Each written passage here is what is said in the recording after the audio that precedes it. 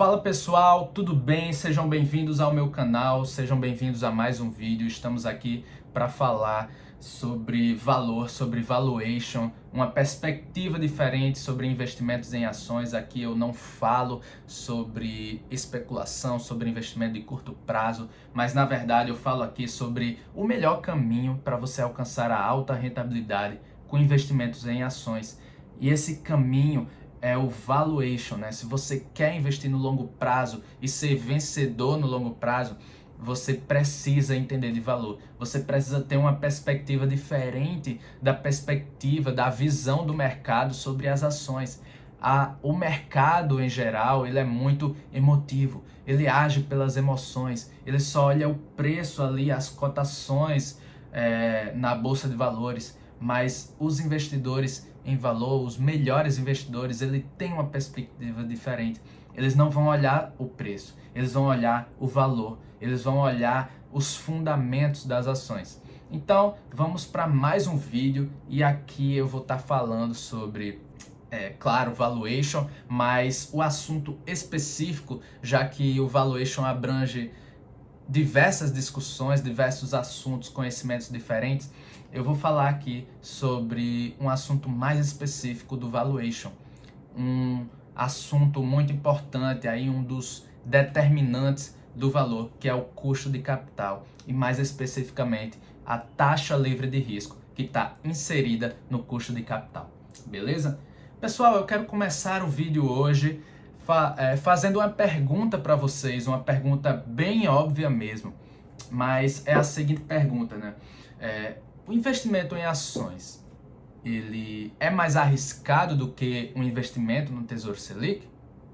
Se você pensou que a resposta é sim, você está corretíssimo, certo? Você está correto e o investimento em ações é sim mais arriscado do que o Tesouro Selic. Porque, pessoal, o mundo corporativo, né? Quando você compra uma ação, é como se você estivesse comprando mesmo a empresa. E o mundo corporativo, o mundo empresarial, ele é muito agitado, ele é volátil, ele é incerto, né? Não existe estabilidade. A estabilidade é uma ilusão no mundo corporativo, né? Na nossa vida toda, na verdade, a estabilidade ela é uma ilusão. Do dia para a noite, tudo pode mudar, tudo pode dar uma reviravolta aí muito grande. E no mundo corporativo não é diferente. A incerteza de que uma empresa no próximo ano ela vai continuar na sua sequência aí de lucros constantes, crescimento constante, é muito incerto, né? É muito difícil você saber o que vai acontecer no próximo ano e praticamente todas as coisas que acontecem no mundo, inclusive essa guerra entre Rússia e Ucrânia que está acontecendo agora, né, por exemplo, ela afeta o mundo corporativo. De certa forma, ela vai afetar algumas empresas de maneira mais agressiva e outras, assim, de uma maneira mais leve, né? Mas, de todo jeito, afeta bastante o mundo corporativo, a economia do mundo, e esse investimento nessas empresas, portanto, vai ser mais arriscado. Porque se o lucro dessas empresas é incerto, eu tenho bastante incerteza sobre eles, então o meu investimento ele também vai ter um alto grau de incerteza, né? Para algumas empresas, a incerteza vai ser menor, para outras vai ser bem maior, vai depender muito das características dos setores, da empresa, do país, enfim. Tudo isso é um assunto sobre risco, né? Sobre incerteza, né? Sobre quão certo você está sobre o retorno do seu investimento. Então, o investimento em ações, ele é mais arriscado por causa disso. E o Tesouro Selic, ele é menos arriscado justamente pelo contrário, porque você tem muita certeza daquilo que você vai receber. Quando você investe no Tesouro Selic, você está emprestando o seu dinheiro para o Estado, para os cofres públicos, para o Tesouro Nacional. Então, a certeza é muito grande daquilo, porque o governo, ele é um órgão, né? O Banco Central, ele é um órgão que ele tem esse poder de imprimir dinheiro. Ele é uma máquina de altíssima liquidez. A qualquer momento ele pode injetar dinheiro na economia para garantir que as suas dívidas sejam pagas, né? Seria um exemplo, né? Mas ele tem bastante liquidez. E aí, emprestar para alguém que tem todo esse poder é muito seguro, né? É a certeza de que você vai receber aquele retorno que foi contratado no momento do investimento, da compra do título, é muito grande. Portanto, o investimento em ações, ele é mais arriscado do que o investimento mais tradicional, o investimento em Tesouro Selic, por exemplo. Beleza, então você já sabe que o investimento em ações ele é mais arriscado. E se ele é mais arriscado, quanto é que você, acionista, iria demandar do seu investimento em ações? Quanto é que você iria exigir? Vale lembrar aqui, deixar bem claro que quando eu falo sobre exigir um retorno, não é você mandar um e-mail para a empresa e falar: eu sou acionista, eu exijo esse retorno, eu quero que você busque de acordo aí com suas estratégias, com a sua capacidade, né, com as suas operações, que você me entregue esse retorno. Não, não é isso, não tem nada a ver com isso, certo?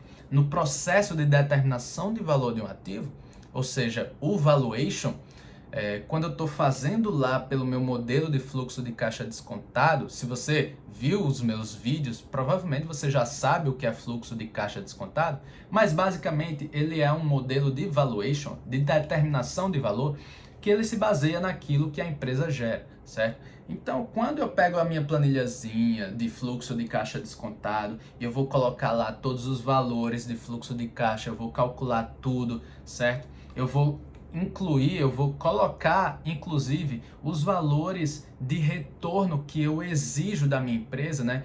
Que eu exijo daquele investimento, porque quando eu estou fazendo esse processo, eu quero saber se aquele investimento vale a pena ou não ser feito, né? Então eu vou ter que dar um retorno exigido para o meu programinha, né? Para minha planilha, para que ela me diga: olha, esse é o preço justo, esse é o valor intrínseco da ação.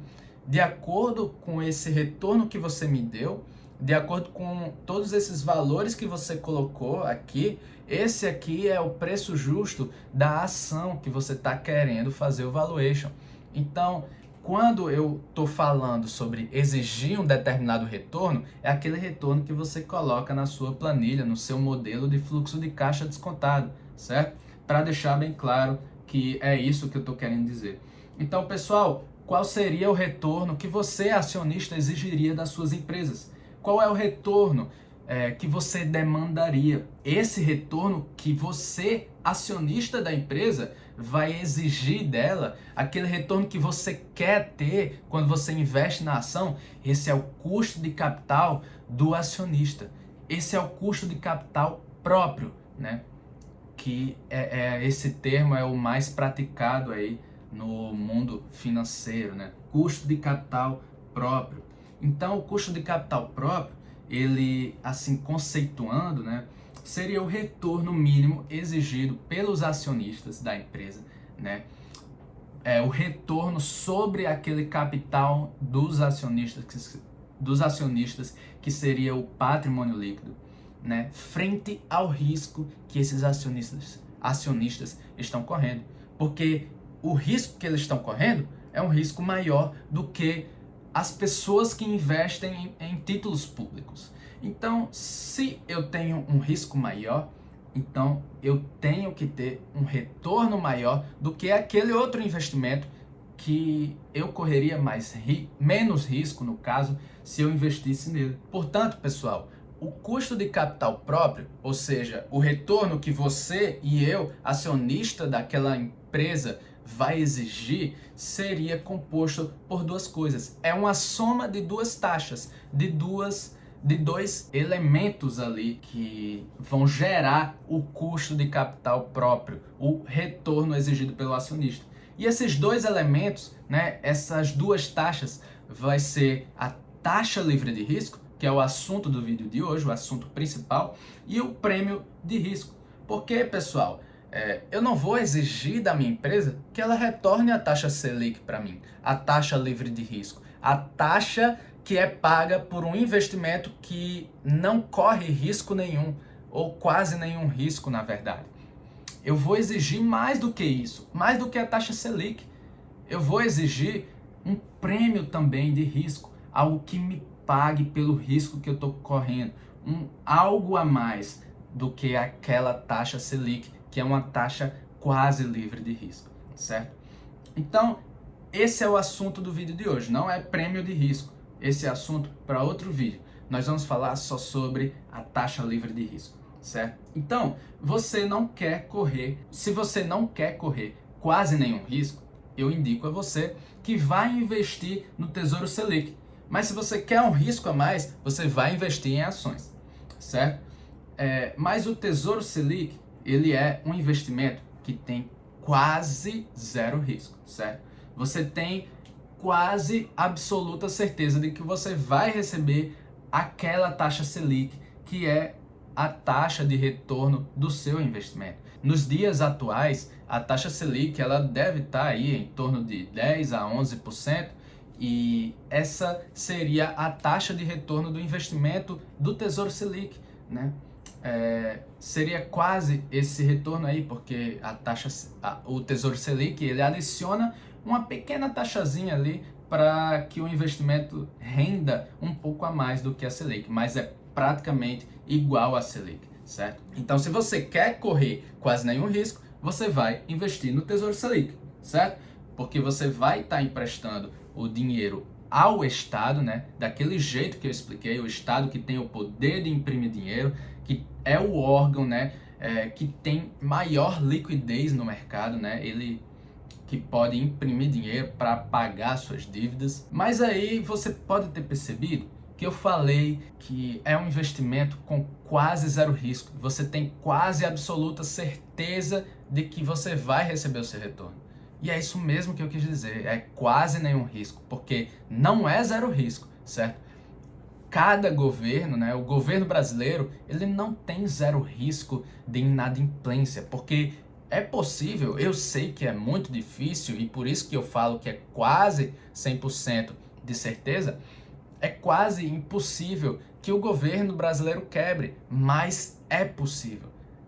Ele pode quebrar em algum momento. Veja aí alguns de nossos vizinhos da América do Sul que quebraram, né, que estão vivendo muita dificuldade. Na verdade, não quebraram, mas estão vivendo tempos difíceis, né? A economia da Argentina chegou um momento em que se tornou muito difícil, a Venezuela, e aí você vê que existe mesmo um risco naquele governo, né? Não é quase zero. O governo brasileiro, embora a economia seja mais forte do que os nossos vizinhos, é um país continental, apesar de tudo isso, o governo brasileiro também pode viver tempos muito difíceis, caso não seja bem administrado. Então, existe aí, dentro da taxa Selic, um pouquinho de risco, um pouquinho de incerteza, certo? Aquela taxa Selic, ela não é 100% livre de risco. E por isso que nós precisamos fazer alguns ajustes para que a gente encontre a taxa livre de risco e aplique ao nosso custo de capital, porque eu vou exigir da minha empresa um pouco a mais do que a taxa livre de risco. Eu não vou exigir um pouco a mais de uma taxa que seja quase livre de risco. Eu estaria punindo a minha empresa, eu estaria exigindo mais do que o justo. Você está me entendendo?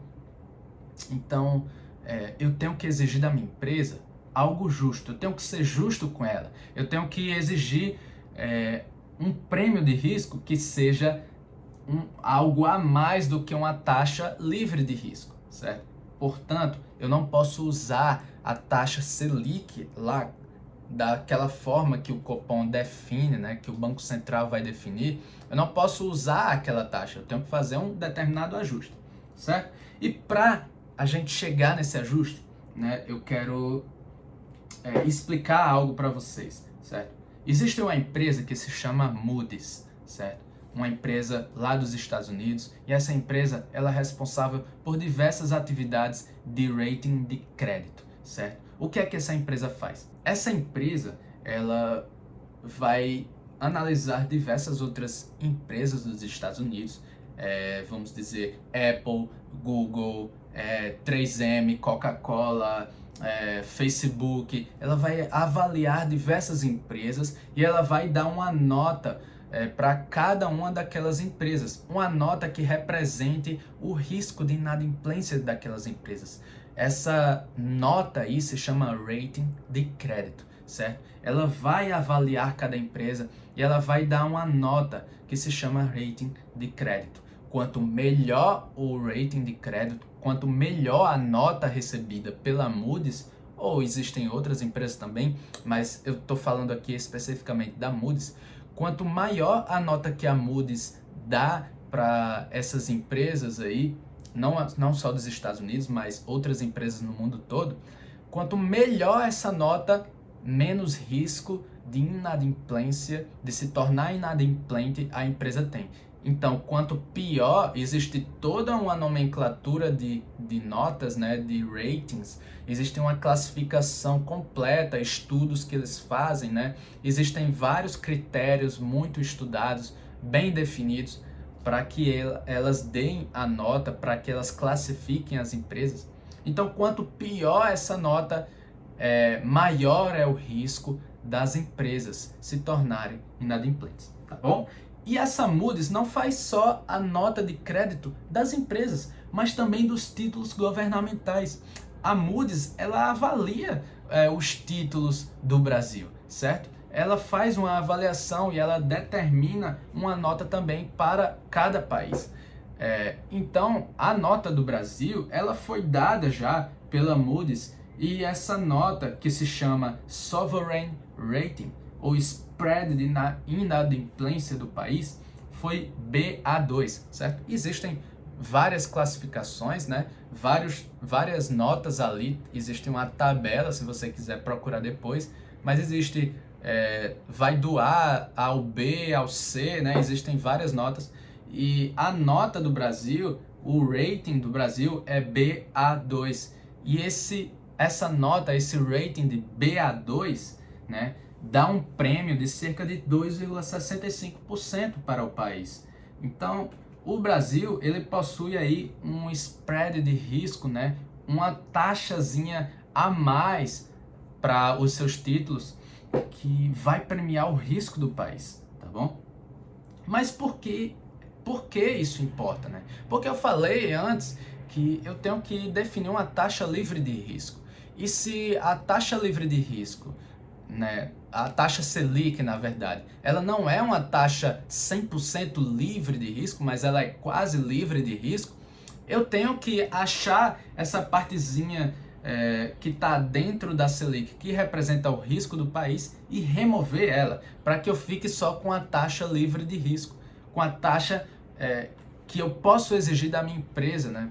Uma taxa que eu tenho zero risco nela. Então, quando eu estou fazendo o meu valuation, eu tenho que adaptar os fluxos de caixa, o dinheiro, eu tenho que adaptar o dinheiro futuro que a minha empresa vai gerar aos valores de hoje.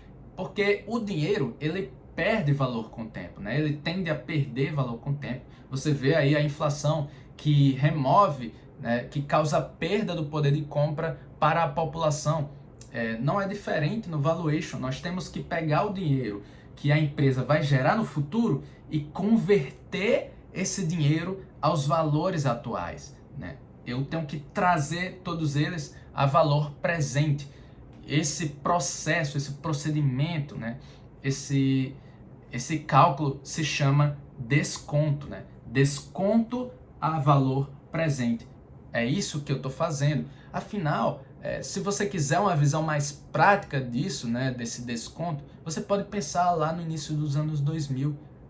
Os R$ 1.000 lá nos anos 2000 valiam muito mais do que hoje. Você escuta muitas histórias, talvez, de pessoas que falavam: nossa, antigamente R$ 50 valiam tanto, comprava tanta coisa. É isso que acontece. O dinheiro, ele perde poder de compra com o tempo, né? E eu tô fazendo investimento buscando saber tudo que a empresa vai me dar, né? Tudo que ela vai me entregar ao longo da vida dela. Eu tenho que saber quanto vale tudo isso nos dias de hoje. Porque eu tô fazendo um investimento com o dinheiro de hoje. Eu estou comprando hoje, eu estou pagando hoje. Então é com os valores de hoje. Eu tenho que comparar todo o meu retorno com os valores do investimento hoje, certo? É por isso que eu tenho, né, que trazer esses valores presentes, certo? E esse processo de desconto vai ser realizado com a taxa de desconto. Pessoal, a taxa de desconto usada no valuation é o custo de capital que nós estamos falando aqui. E esse custo de capital está incluso a taxa livre de risco, certo? Se a taxa livre de risco ela muda, ela oscila com o passar dos anos, então se ela sobe, então os valores eles vão se tornar menos valiosos. Imagine que a inflação aumenta, né? Nós estamos vivendo um tempo de pandemia, um tempo em que a inflação ela subiu de forma incomum, de forma anormal, e essa inflação muito alta, né, ela fez o poder de compra cair ainda mais. Você vê aí o preço das coisas no supermercado subindo cada vez mais.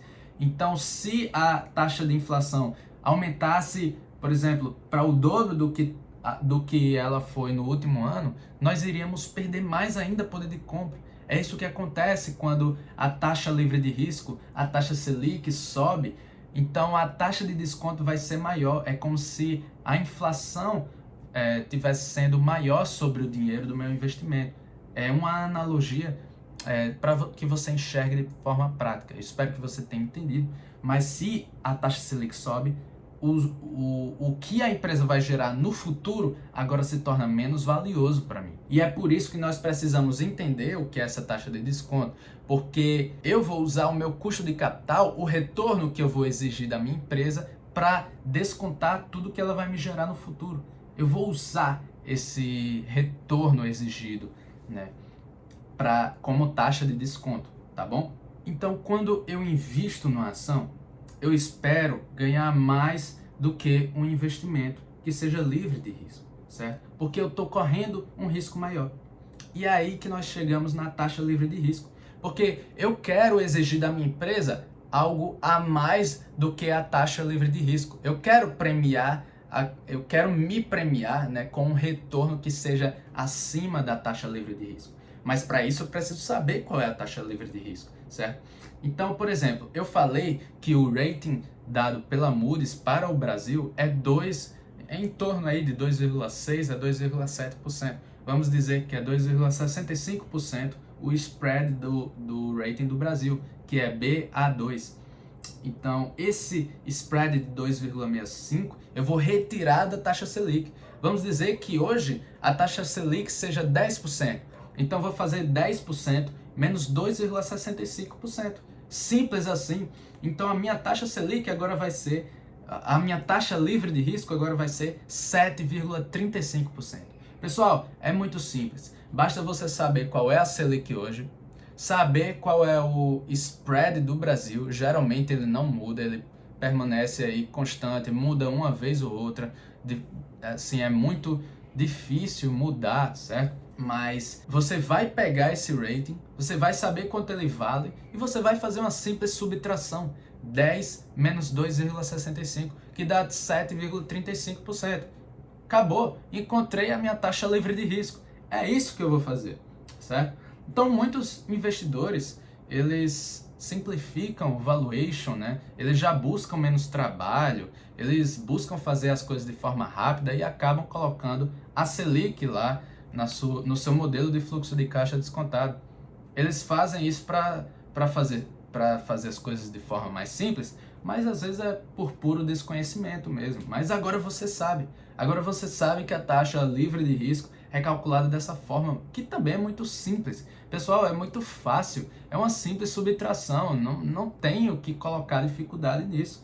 Então, 7,35% vai ser a minha taxa livre de risco, certo? Pessoal, espero que vocês tenham entendido nesse vídeo o que é uma taxa livre de risco, como calcular, por que eu preciso dessa taxa livre de risco, porque eu preciso determinar o meu custo de capital, que é o retorno que eu vou exigir da minha empresa, e eu preciso desse retorno para que eu pegue todo o valor futuro, todo o fluxo de caixa futuro, tudo que a empresa vai gerar, o quanto de dinheiro ela vai gerar no futuro para mim, eu tenho que saber isso, quanto isso vale, né, nos valores atuais, porque o meu investimento é atualmente, né? Eu estou abrindo mão de um dinheiro hoje para que no futuro ele me traga um retorno maior, para que ele gere valor, certo? Então eu preciso comparar o investimento que eu faço hoje e eu preciso comparar os valores que a empresa vai me gerar no futuro com o investimento hoje. Então os valores devem estar no mesmo na mesma escala temporal, né? No mesmo tempo, nos valores atuais. Não posso calcular, comparar um valor no futuro com um valor presente, porque aquele valor futuro já vai ter passado muito tempo, já vai ter perdido poder de compra, já vai ter um custo, né? Já vai ter carregado um custo sobre ele. Então eu tenho que trazer ele para valor presente. E com certeza, né, de forma muito prática, o que eu estou dizendo é que 10 mil reais daqui a 10 anos, eles não valem 10 mil reais hoje. Porque, como eu falei, você já deve ter ouvido muitas histórias de antigamente que com 1.000 reais você comprava muito mais do que você compra hoje. Do mesmo jeito vai ser daqui a 10 anos. Com 1.000 reais hoje, você vai comprar muito mais coisa do que você compraria daqui a 10 anos com 1.000 reais. Com o mesmo valor monetário, né? Mas o valor intrínseco ele muda, né? Então eu tenho que fazer essas comparações, eu tenho que trazer para o valor presente para eu saber se vale a pena o meu investimento. É isso que eu quero determinar com o valuation. Se vale a pena eu abrir mão desse dinheiro hoje para investir nessa empresa. Esse é o valuation, por isso que esse é o caminho certo para alta rentabilidade, tá bom? Eu espero que vocês tenham entendido, espero que tenha ficado tudo claro. Se vocês gostaram desse vídeo, desse conteúdo, do tipo de conteúdo que eu trago para vocês, por favor, deixem um likezinho aí. Compartilhe esse vídeo para que mais pessoas possam aprender, para que mais investidores possam ter essa perspectiva de valor e possam investir de forma mais inteligente, ter retornos maiores. Esse é o meu objetivo, esse é o meu compromisso com vocês. Eu espero que vocês se conectem com essa missão, que vocês aprendam, que vocês melhorem os seus investimentos, a sua maneira de investir, a sua maneira de enxergar as empresas, tá bom? Por favor, compartilhe, se inscreva no canal e até a próxima. Valeu!